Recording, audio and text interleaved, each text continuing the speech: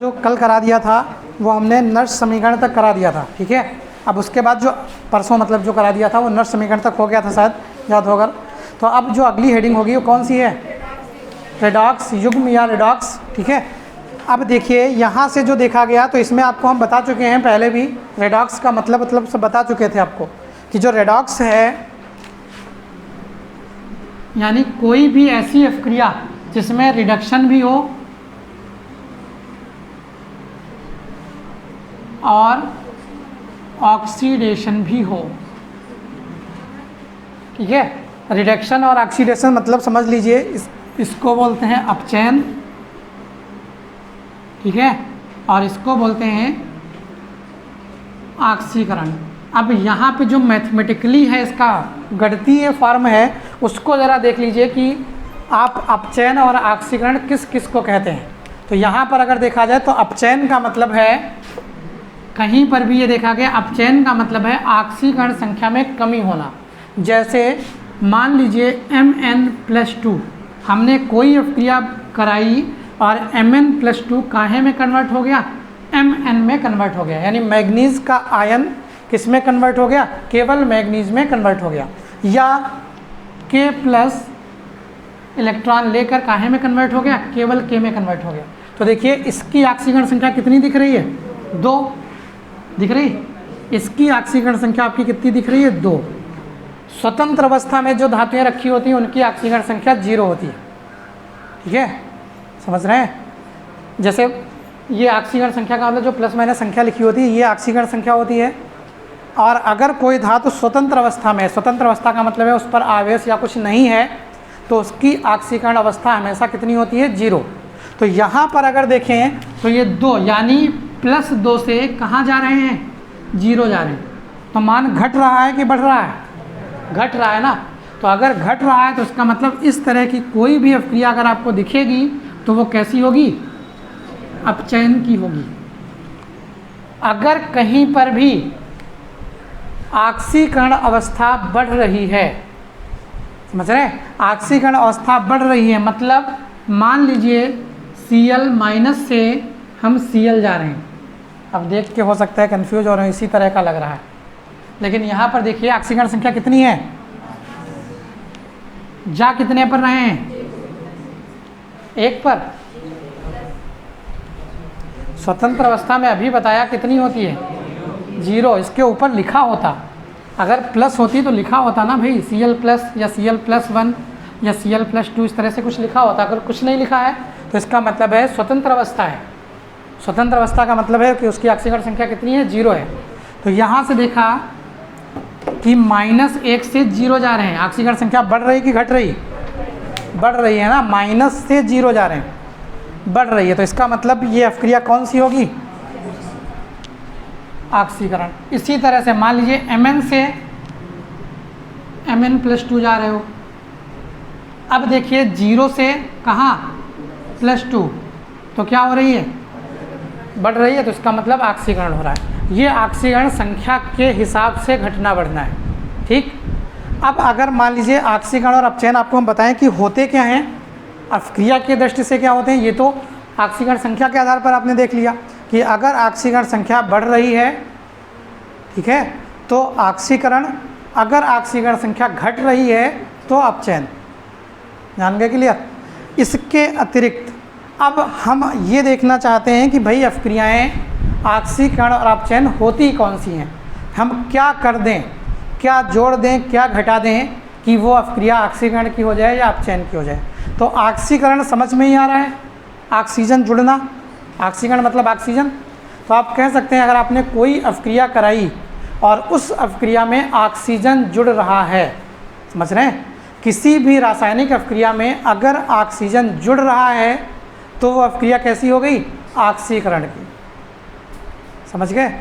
अगर ऑक्सीजन हट रहा है तो अभिक्रिया कैसी हो गई? अपचयन की। फिर से सुनिए, अगर ऑक्सीजन जुड़ रहा है तो ऑक्सीकरण, अगर ऑक्सीजन हट रहा है तो अपचयन। ये ऑक्सीजन के आधार पर हो गया। अब हाइड्रोजन के आधार पर देखते हैं, अगर हाइड्रोजन जुड़ रहा है तो अपचयन, समझ रहे हैं।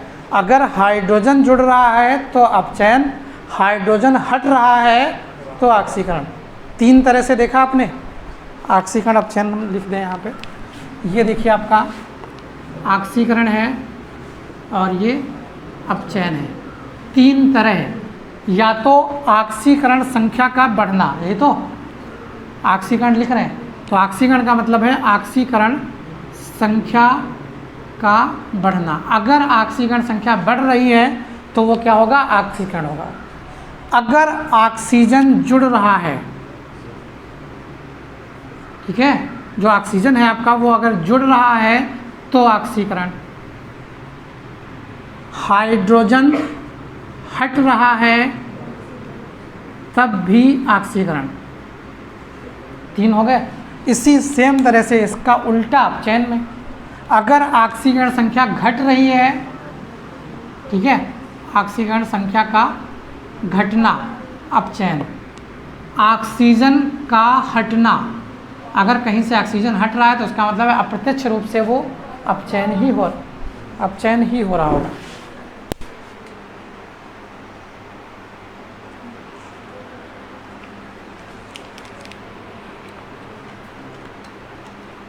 ठीक है, तो ये आपको बता रहे थे कि यहाँ से मान लीजिए अगर ऑक्सीकरण संख्या घट रही है तो क्या होगा, ठीक है, अपचयन होगा।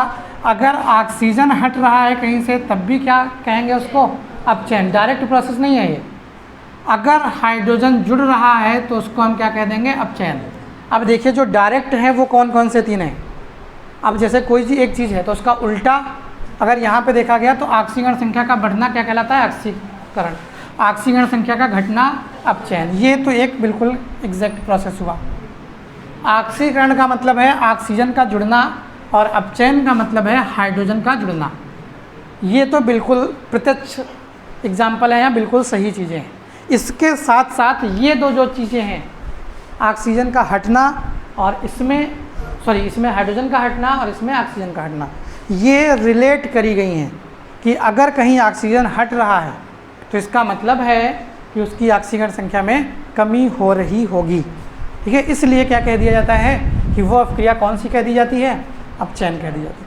लेकिन जो डायरेक्ट प्रोसेस है, जो रूल है वो ये है, एक तो पहला वाला कि ऑक्सीकरण संख्या का बढ़ना ऑक्सीकरण, ऑक्सीकरण संख्या का घटना अपचयन, ये एक साधारण परिभाषा है। इसके साथ साथ अपचयन में अगर जाएंगे तो हाइड्रोजन का जुड़ना अपचयन, ऑक्सीजन का जुड़ना ऑक्सीकरण, ये एक नॉर्मल परिभाषाएं हैं। इसके साथ साथ जो उल्टा किया गया है, उल्टा से मतलब है अगर ऑक्सीजन का जुड़ना ये है तो हटना अपचयन, हाइड्रोजन का जुड़ना अपचयन है तो हाइड्रोजन का हटना क्या हो जाएगा, ऑक्सीकरण। इनको रिलेट किया गया है, डायरेक्ट प्रोसेस नहीं है। ठीक है, चलिए तो लिख लीजिए ज़रा इसको। जब सेल में ऑक्सीकरण व अपचयन, जब सेल में ऑक्सीकरण व अपचयन, ऑक्सीकरण व अपचयन दोनों क्रियाएं होती हैं, ऑक्सीकरण व अपचयन दोनों क्रियाएं होती हैं, तो धातु व विलयन के बीच,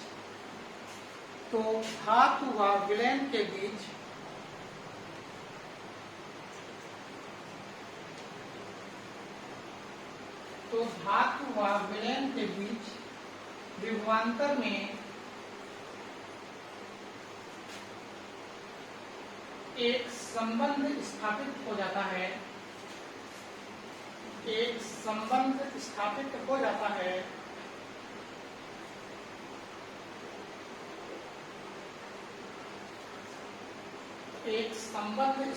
जाता है जिसे रेडॉक्स युग्म या रेडॉक्स विभव कहते हैं, जिसे रेडॉक्स युग्म या रेडॉक्स विभव कहते हैं।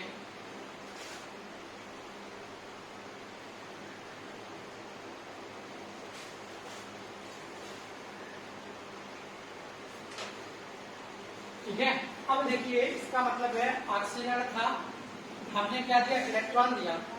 इलेक्ट्रॉन दोगे तो ऑक्सीकरण संख्या में क्या होगी, कमी होगी।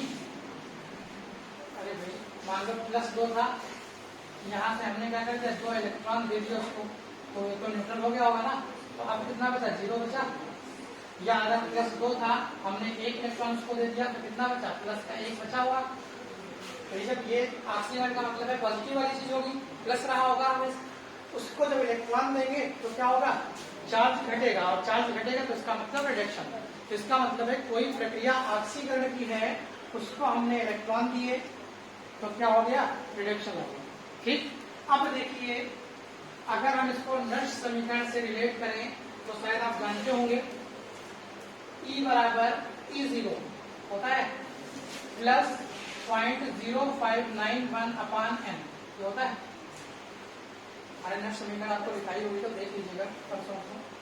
लॉग, ठीक है, लॉग आता है, लॉग के साथ में लास्ट वाला ऑक्सीकरण बटे अपचयन यानी OX अपान, समझ रहे हैं। तो इसका मतलब ऑक्सीकरण और अपचयन का अनुपात लीजिए काहे में सांद्रताओं में, और ये तो आप जानते हैं जो फार्मूला निकल कर आता है, ठीक है, RT अपान NF करके आता था, उसको हल किया गया था तो ये निकल कर आया था 0.0591। ठीक है, ये आपका हो गया अपान n, n का मतलब जितने भी इलेक्ट्रॉन का आदान प्रदान हुआ है।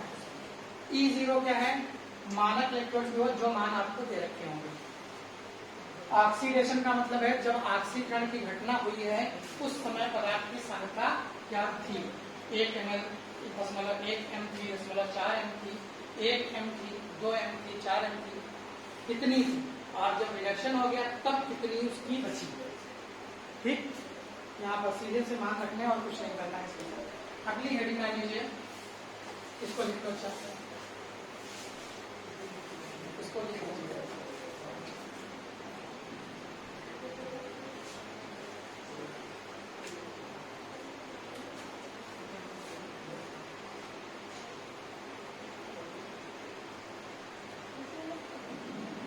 हाँ, इशारा लीजिए, इशारा तो नर्स समीकरण है।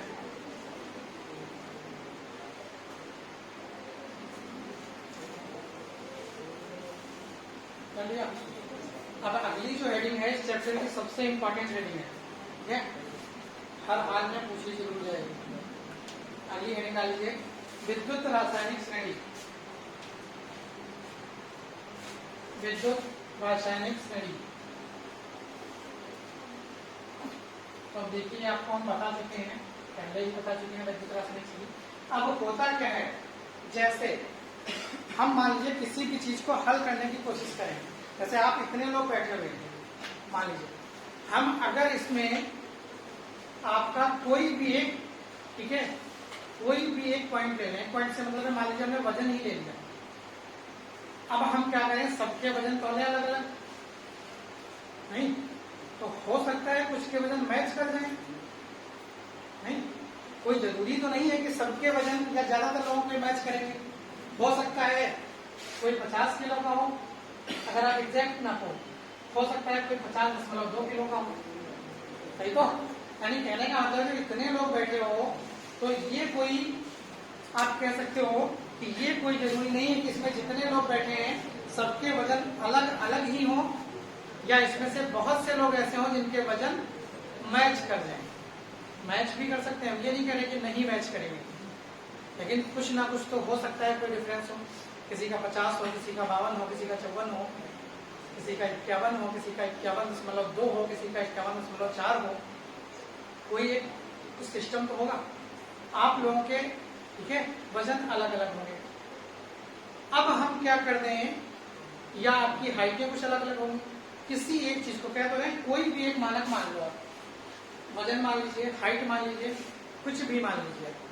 अगर हम क्या करते हैं, उन चीजों को लेकर एक टेबल बना दें, ठीक है, कि भैया सबसे कम वजन वाला ऊपर घटते क्रम में बढ़ते क्रम में चले जाएंगे, या हाइट के हिसाब से सबसे छोटा सबसे पहले, फिर बढ़ता हुआ चला जाएगा। तो आप ये कर सकते हैं, क्या करेंगे, जब हम इस तरह से व्यवस्थित करेंगे तो क्या होगा, कोई ना कोई एक श्रेणी तैयार होगी, तैयार होगी। यही बताया गया कि जो धातुएं होती हैं, धातुओं के मानक इलेक्ट्रोड विभव अलग अलग होते हैं। मतलब उनकी इलेक्ट्रॉन लेने और इलेक्ट्रॉन छोड़ने की क्षमताएं क्या होती हैं, अलग अलग। यहाँ हम धातुओं की बात कर रहे हैं तो यहाँ इलेक्ट्रॉन लेने की क्षमता समझता नहीं, क्योंकि धातुएं क्या करती हैं, इलेक्ट्रॉन त्याग ही करती हैं, तो उनकी इलेक्ट्रॉन त्याग करने की क्षमताएं क्या होंगी, अलग अलग होंगी। अब ये कह दिया गया जो धातुएं हैं उनकी इलेक्ट्रॉन त्याग करने की क्षमताएं अलग अलग हैं। उसी को हम किससे रिलेट करते हैं, मानक इलेक्ट्रॉन विभव से रिलेट करते हैं। तो यानी ये कहा गया कि जो धातुएं होंगी उनके मानक इलेक्ट्रॉन विभव क्या होंगे, समान की अलग अलग, अलग अलग। भाई जो अलग अलग धातुएं होंगी तो उनके मानक इलेक्ट्रॉन विभव भी कैसे होंगे, अलग अलग होंगे। अब क्या किया गया, उन इलेक्ट्रॉन विभवों को एक निश्चित क्रम में रख दिया गया कि सबसे कम वाले को ऊपर रख दिया, उससे ज्यादा जिसका था उसके नीचे, इस तरह से एक क्रम बना दिया गया। तो जब क्रम बनाओगे तो क्या मिलेगी, एक श्रेणी मिलेगी। उसी श्रेणी को क्या कह दिया गया, वैद्युत रासायनिक श्रेणी कहा गया। जैसे सुन लीजिए, किस श्रेणी को वैद्युत रासायनिक श्रेणी कहा गया, जब इसको रखा गया धातुओं को, तो धातुओं को अगर रखेंगे तो ये टेबल मिलेगी, पीरियोडिक टेबल मिलेगी, नहीं तो धातुओं को रखेंगे क्रम से। आप कह रहे हैं धातुओं को क्रम में रखा गया, तो धातुओं को अगर क्रम में रखोगे तो ये टेबल जो दिख रही है आपको पीरियोडिक टेबल, ये मिलेगी भाई। धातु है तत्व है, इसको रखें, बोलिए मान। अरे हमें पूरा सुनाई तो पड़े, आप क्या बोल रहे हो, क्या धातु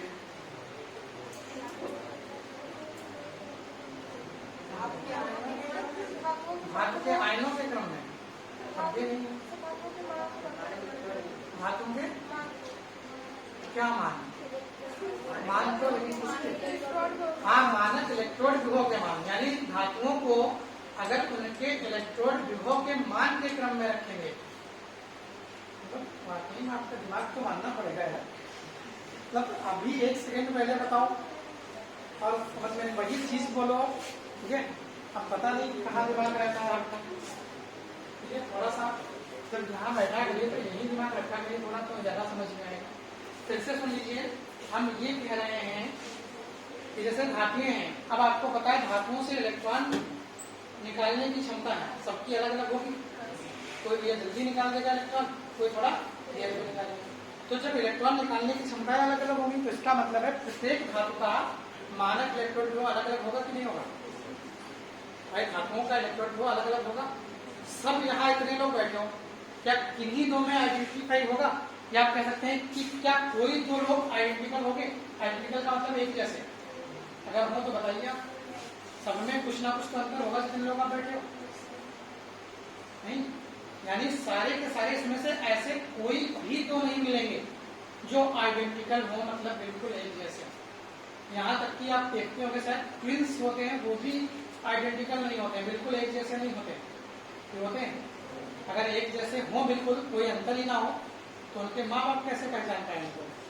बताया आपको एग्जाम्पल, तो एक ही को 2 बार नहला दिया, अब एक बेचारा आराम से टहल रहा है, हमको नहाए ही नहीं, दूसरा कह रहा अच्छा हमको अभी नहला के गए थे फिर से नहला गए। तो अभी कह सकते हैं कुछ ना कुछ तो अंतर होगा, किसी ना किसी के आधार पर तो आप पहचानोगे। तो यानी आप ये कह सकते हैं, अब कुछ लोग कहेंगे नहीं फिंगरप्रिंट होती है, फिंगरप्रिंट क्या वहां ये ले बैठेंगे क्या, बच्चे नहलाने जा रहे हैं ये फिंगरप्रिंट लगाओ मुझे, लेकिन तो पहले वाले ठीक है, ऐसा तो नहीं करने वाले। तो आप ये कह सकते हैं कि फिंगरप्रिंट लगा लगा के थोड़ी चेक करोगे कि तुम कौन वाले हो, तो इसका मतलब है कुछ ना कुछ नॉर्मल सी पहचान होगी, ठीक है। क्योंकि बिल्कुल आइडेंटिकल हो ही नहीं सकती दो चीजें एक तरह की। जैसे आपने सुना होगा शायद कि दुनिया में एक शक्ल के 7 लोग होते हैं, ठीक है। मतलब आपकी शक्ल का भी कहीं ना कहीं होगा जरूर कोई। इस यूनिवर्स में ये कहा जाता है, रूल है कि प्रत्येक शक्ल के 7 इंसान होते हैं, वो ऊपर वाले ने बनाए हैं। तो हमारी शक्ल के भी होंगे, लेकिन कुछ ना कुछ तो अंतर होगा उनमें। अगर अंतर ना हो तो डुप्लीकेट को बैठा दिया जाए। ये खाली मूवियों में होता है डबल रोल वाले कि नहीं, वो पहचान ही नहीं पाए दूसरा आ गया, लेकिन असलियत में अगर कहीं कोई दूसरा जाएगा तो तीसरा व्यक्ति जो होगा पहचानने वाला आराम से पहचान लेगा। आप अगर रोज नहीं देखते हैं तो डाउट कंफ्यूजन, ठीक है, आप संशय में आ सकते हैं। मतलब रोज नहीं देखा तो एक जैसे थे बिल्कुल शक्ल में, देखा कि लगा यार ये चीजें से तब कंफ्यूज हो गए। आप अगर हर समय देख रहे हो तो फिर डाउट नहीं होगा। तो आप ये कह सकते हैं आप जितने लोग यहाँ पर बैठे हो सब में कुछ ना कुछ तो अंतर होगा। यही धातुओं के साथ होता है कि धातुएं जो होती हैं उनके इलेक्ट्रोड विभवों के मान समान नहीं होते। हर धातु का इलेक्ट्रोड विभव कुछ क्या होता है, अलग होता है। तो जब अलग होगा तो उनको कहीं ना कहीं तो रखोगे और किसी क्रम में रखोगे। अब ये तो नहीं है इससे उठाई जाती है अलमारी में से दूसरी, कहीं ना कहीं किसी ना किसी क्रम में तो रखोगे, नहीं रखोगे। अगर आप क्रम में नहीं रखोगे तो फिर गड़बड़ हो जाएगा। हर चीज का एक सिस्टम होता है, जैसे घर का ही है। अब घर में कोई मान लीजिए पात्र है, किसी में आप चावल रखते हैं, किसी में आटा रखते हैं, किसी में दाल रखते हैं। अब ये ना ध्यान दो किसमें क्या रखना है, जो मर्जी है सब कुछ एक ही भर दो, क्या अगले दिन काम लायक बचेगा? वो नहीं बचेगा। तो इसका मतलब है सबकी पहचान अलग अलग से। तो धातुएं भी है, जितनी भी धातुएं आप लेंगे सबके मानक इलेक्ट्रोड विभव क्या होंगे, अलग अलग होंगे। किसी का थोड़ा कम, किसी का थोड़ा ज्यादा। अब उनको जब हम रखेंगे यानी व्यवस्थित करेंगे तो किसी क्रम में तो रखेंगे। चाहे सबसे ज्यादा वाले का पहले रख दो फिर घटते हुए चले जाओ, चाहे सबसे कम वाले का पहले रख दो फिर बढ़ते हुए चले जाओ, यानी कोई ना कोई क्रम तो बनाओगे। तो वो जो क्रम बनाओगे उसी को हम क्या कहते हैं, विद्युत रासायनिक स्टडी कहते हैं। अब समझ पाए किसको रखना है, कैसे रखना है? धातुओं को इनके बढ़ते हुए क्रम में, फिर गलत, धातुओं को उनके बढ़ते या घटते हुए किसी भी क्रम में हम रख सकते हैं। बढ़ते हुए किसके क्रम में? हाँ, मानक इलेक्ट्रोड विभव ना लगाना चाहो मानक तो इलेक्ट्रोड विभव लगा दो भाई, किसी क्रम में तो रखो। आपको रखना है ना वजन के क्रम में रखें तो लंबाई के क्रम में रखो, ना लंबाई के क्रम में रखो तो छोटे बड़े के क्रम में रखो कि कौन किसकी डेट ऑफ बर्थ ज्यादा है, किसकी डेट ऑफ बर्थ कम है। यार किसी क्रम में तो रखो। यानी कहने का मतलब है ये जरूरी नहीं है कहाँ रखें, लेकिन किसी ना किसी चीज के क्रम में तो रखना पड़ेगा। आप कहें धातुओं के क्रम में रखें, अब अगर धातुओं के क्रम में रखोगे तो वो आवर्त सारणी तैयार होगी। ठीक है, धातुओं को उनके मानक इलेक्ट्रोड विभव के बढ़ते या घटते क्रम में रखने पर जो श्रेणी प्राप्त होगी उसको हम क्या कह देंगे, वैद्युत रासायनिक श्रेणी कह देंगे। और टेबल तो बता ही चुके हैं आपको, लिथियम से शुरू होती है। ठीक है, वो टेबल आपको पूरी लिखनी पड़ेगी, तो लिख लीजिए जरा इसको। भिन्न भिन्न धातुओं के मानक इलेक्ट्रोड विभव के मान, भिन्न भिन्न धातुओं के मानक इलेक्ट्रोड विभवों के मान, मानक इलेक्ट्रोड विभवों के मान भिन्न भिन्न होते हैं।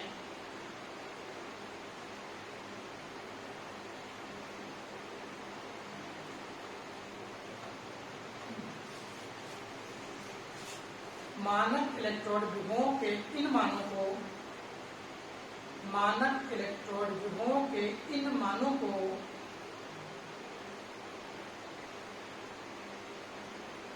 मानक इलेक्ट्रोड विभवों के इन मानों को एक निश्चित क्रम में व्यवस्थित करने पर या रखने पर, कुछ भी लिख सकते हो, एक निश्चित क्रम में व्यवस्थित या रखने पर, व्यवस्थित करने पर जो श्रेणी, व्यवस्थित करने पर या रखने पर जो श्रेणी प्राप्त होती है उसे वैद्युत रासायनिक श्रेणी, उसे वैद्युत रासायनिक श्रेणी कहते हैं।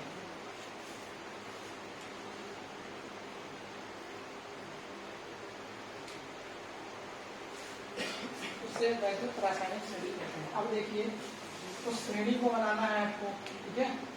तो श्रेणी जब बनाएंगे तो जैसे पहला है मान लीजिए लिथियम, ठीक है, तो Li हो गया। आपको जो काम का यहाँ लिखने जा रहे हैं वो आपको वहां याद नहीं रखना है, आपको केवल तत्व का नाम याद रखना है। समझ रहे हैं? प्लस के साथ है कि +2 के साथ है कि +1 के साथ है कि माइनस के साथ है कि उसका इलेक्ट्रॉन विभव क्या है, वो हमारी जिम्मेदारी नहीं है।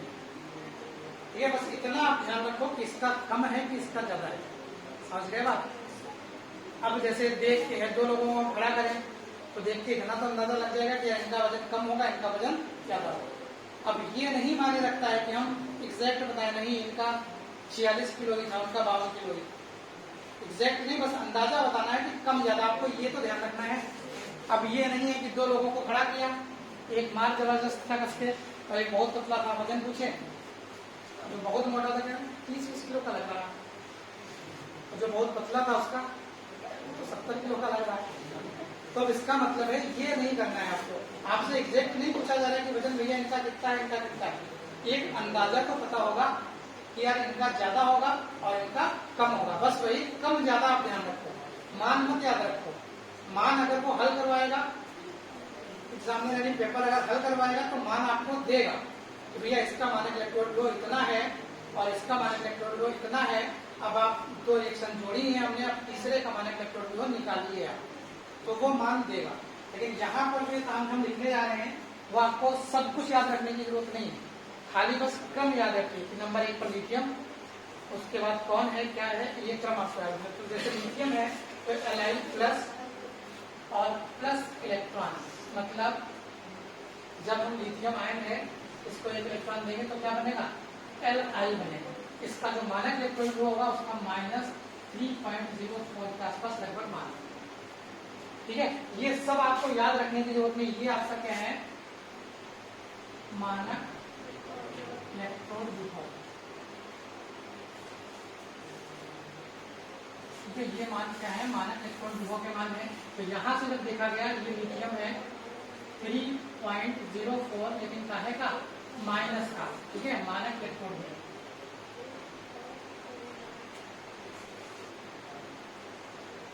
तो आपको क्या करना है सिर्फ सीक्वेंस याद रखना है। अब उसके बाद के भी आप जानते हो प्लस के साथ इलेक्ट्रॉन, ठीक है क्या बनेगा लिथियम। तो देख लीजिए इसको, ये आपने यहाँ पे टेबल लिखी, इसके आगे के ये ठीक है कैडमियम के बाद आपको ये टेबल लिखी। अब देखिए जो ये इसके मान है ये सिर्फ एक आपको अंदाजा देने के लिए लिखे गए हैं, चाहे तो आप सब भी लिख सकते हैं, कोई दिक्कत नहीं है, लेकिन आपको याद करने नहीं है।